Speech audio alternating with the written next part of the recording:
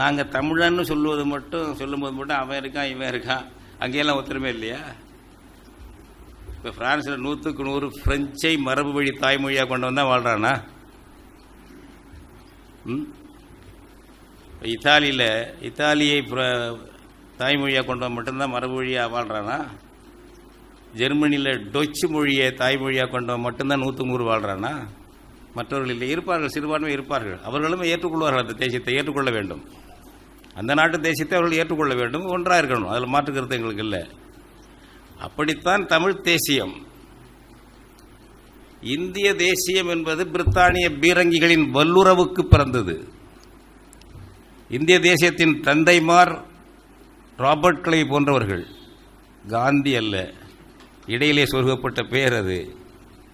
இந்திய தேசிய தந்தைமார், அந்த முதல் கவர்னர் ஜெனரல் பேர் என்ன தம்பி ஞாபகம் இல்லை, வாரன் ஹேஸ்டிங்ஸ். நான் தான் சொல்றது, இந்திய தேசத்தின் தந்தைமார் ராபர்ட் கிளைவும் வாரன் ஹேஸ்டிங் தான் அவனுடைய வகைரா தான்.